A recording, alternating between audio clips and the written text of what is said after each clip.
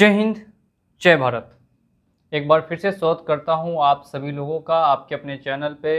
और आज के इस वीडियो में बात करेंगे कि अगर आपके पास भी मनीव्यू एप्लीकेशन से लोन है और उस लोन को आपने किसी भी कारण से डिफ़ॉल्ट कर दिया तो आपके पास भी एक नोटिस आ सकता है। और वो नोटिस किस तरह का होगा वो भी पहले आप देख लेंगे। Section 21 arbitration and conciliation act के तहत आता है, एडवोकेट पीजे शाह की तरफ से।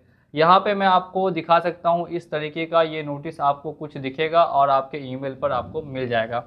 अगर ऐसा नोटिस आप मान लेते हैं कि घर पे आ गया या फिर आपके पास आ गया तो इसके साथ क्या करना चाहिए, तो पहले तो मैं आपको वो दिखा देता हूँ।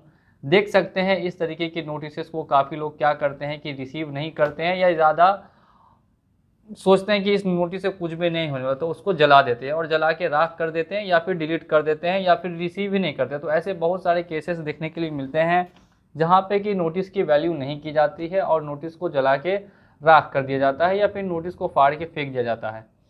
लोन रिपेमेंट नहीं करने के बाद ऐसे नोटिस क्यों आते हैं और आखिर इनके साथ क्या व्यवहार होना चाहिए, वो आज के इस वीडियो में हम डिस्कस करने वाले हैं। तो मेक श्योर कर लीजिए कि अगर आपने चैनल को सब्सक्राइब नहीं किया है तो चैनल को सब्सक्राइब करके और साथ ही साथ में बेल आइकन को प्रेस कर दें। सबसे पहली बात करते हैं कि आखिर ये नोटिस हमें रिसीव ही क्यों होते हैं। अगर हम लोन का पेमेंट नहीं कर पाते हैं तो इस नोटिस के आने का कारण क्या है। तो सिंपल सी बात है, अगर आपने कहीं से भी लोन लिया है तो वहाँ पे लोन रिकवरी का प्रोसेस चलता है। अगर आप लोन को डिफ़ॉल्ट करेंगे तो वो बैंक या वो कंपनी अपने लोन रिकवरी का प्रोसेस को फॉलो करेगी। अब इस फॉलोअर के प्रोसेस में क्या होते हैं, 3 तरीके के नोटिस आना एकदम कंपलसरी है।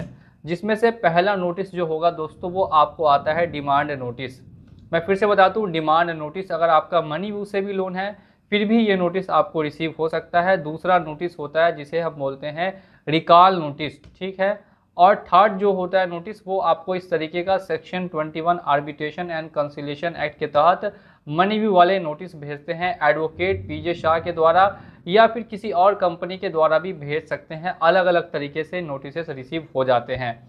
अब ऐसे में कभी कभी लोगों को डायरेक्टली ऑर्डर मिलता है जिस पे लिखा होगा एंट्रीम ऑर्डर रिसीव हुआ है, या फिर और भी कई तरीके के नोटिस उनको देखने के लिए मिलते हैं जो वो समझने में सक्षम नहीं होते और इस तरीके से नोटिस का व्यवहार किया जाता है।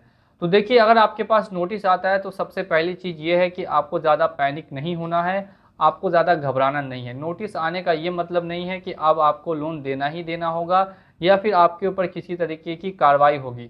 ऐसा कुछ भी नहीं होता है। ये नोटिस आने के तुरंत बाद आपके ऊपर किसी तरीके की कार्रवाई हो गई और कल ही होके आपको पूरा लोन जमा करना पड़ा, तो ऐसी कोई भी दिक्कत नहीं होती। फिर आखिर हमें इस नोटिस का जवाब कैसे देना चाहिए। देखिए, जिस भाषा में नोटिस आता है उसी भाषा में नोटिस का जवाब दिया जाता है। ये एक तरीके से आपको रिमाइंडर के लिए नोटिस भेजा गया है। और सेक्शन 21 का अगर नोटिस आता है आर्बिट्रेशन एंड कंसिलिएशन एक्ट में, यानी कि आपके साथ वो मीटिंग ज्वाइन करना चाहते हैं, मीटिंग करके आपसे मध्यस्थता करके आपका जो लोन है वो क्लोज कराना चाहते हैं, तो जो हमेशा मध्यस्थता करेगी उसमें तीसरी कंपनी को इन्वॉल्व किया ही किया जाता है। एक तो सबसे फर्स्ट पार्टी आप हो जाएंगे, सेकेंड पार्टी बैंक हो जाएगी और फिर इसमें थर्ड पार्टी रहती है जिसे हम बोलते हैं आर्बिट्रेटर। आर्बिट्रेटर डिसाइड ये करता है कि आखिर इसके साथ क्या करना चाहिए। और अगर आपको ऐसा नोटिस आता है तो सिंपल सी चीज़ है, आप एक जवाब लिख के दे देंगे कि भाई हमें आर्बिट्रेशन कराना ही नहीं है, हमें अभी इस मैटर को सॉल्व नहीं करना है, हमें और समय चाहिए अपनी स्थिति को रिकवर करने के लिए, तो हमें और समय आप प्रदान कीजिए, ना कि इस तरीके के लेटर भेज के हमें परेशान करने का काम करिए। ऐसे लेटर्स हमारे लिए मानसिक रूप से काफ़ी ज़्यादा तनाव पैदा कर देते हैं, तो ऐसे लेटर्स आप फ्यूचर में ना भेजें। और आर्बिट्रेशन वगैरह की प्रक्रिया के बारे में आपको कभी बताया नहीं गया था, इसलिए आप इस प्रक्रिया में शामिल नहीं होना चाहते हैं, या कोई भी एक अच्छा सा रीज़न देके इसका जवाब आपको उनको डाल देना है। अगर आप जवाब डालने में भी असमर्थ है फिर भी आपको टेंशन नहीं लेनी है, क्योंकि ऊपर में आपको एक व्हाट्सअप नंबर दिख रहा होगा। उस व्हाट्सअप नंबर पर सीधे जाके आप संपर्क कर सकते हैं, वहाँ से भी हमारे लोग आपको हेल्प कर देंगे कि आखिर इसमें कैसे कैसे आपको जवाब लिखना है और कैसे आगे आगे भेजना है।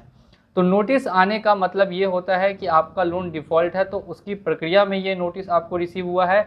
ये मतलब बिल्कुल भी नहीं है कि आपके ऊपर कोर्ट केस हो चुकी है या कार्रवाई हो चुकी है। कोर्ट से भी आता है नोटिस तो उस पर हमेशा एक स्टाम्प लगा होगा, और वो नोटिस मैं आपको नेक्स्ट वीडियो में ज़रूर बताऊंगा कि आखिर कोर्ट का नोटिस कैसा दिखता है। समन हम लोग कैसे पहचान सकते हैं कि वो समन असली है या फिर नकली है। लेकिन मनीव्यू एप्लीकेशन का अगर आप लोन डिफ़ॉल्ट करते हैं तो समन जैसी कोई भी दिक्कत आपको नहीं आती है, यानी कोर्ट का कोई चक्कर काटना नहीं पड़ता।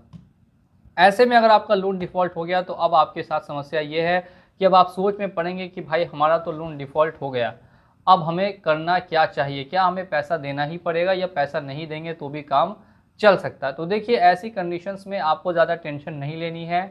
अगर आपके पास अमाउंट एडजस्ट हो जाता है कहीं से तो आप इसका सेटलमेंट करा दें, और इन केस में अगर अमाउंट एडजस्ट नहीं भी होता है तो इसे और टालते रहिए, जितना हो सके लंबा आप टालिए, और जब आपके पास फ्यूचर में पैसे आते हैं तो आप इसे सेटल करके क्लोज़ करना एक बेटर और अच्छा ऑप्शन माना जाता है। इन केस में अगर आप क्लोज़ नहीं भी कर पाते हैं फिर भी प्रॉब्लम नहीं आती। सिविल की बात करें तो सिविल दोस्तों हमेशा से मैं बताता हूं कि अगर आपका लोन डिफ़ॉल्ट गलती से हुआ या जानबूझ के हुआ, सिविल को आपके नुकसान पहुंचेगा ही पहुंचेगा। तो सिविल के लिए आपको ज़्यादा टेंशन नहीं लेनी है। सिविल एक ऐसी चीज़ है जो फ्यूचर में आप ठीक भी कर सकते हैं, लेकिन जो आपकी मानसिक तनाव है उसको कम करने के लिए आप इस चीज़ की जानकारी बिल्कुल रखेंगे कि ये नोटिस आना बहुत ही ज़ाहिर सी बात है। सभी लोगों को नोटिस रिसीव होता है, कोई ऐसा नहीं है कि आपको अकेले ये नोटिस आया हो, ऐसा कभी भी नहीं सोचिएगा। और अगर आपका कोई सवाल होगा तो वो आप हमें कमेंट सेक्शन में भी पूछ सकते हैं। इसी के साथ मैं चलता हूँ आज के इस वीडियो में और मिलूंगा आप लोगों से अगली वीडियो में बहुत ही जल्द। जय हिंद, जय भारत।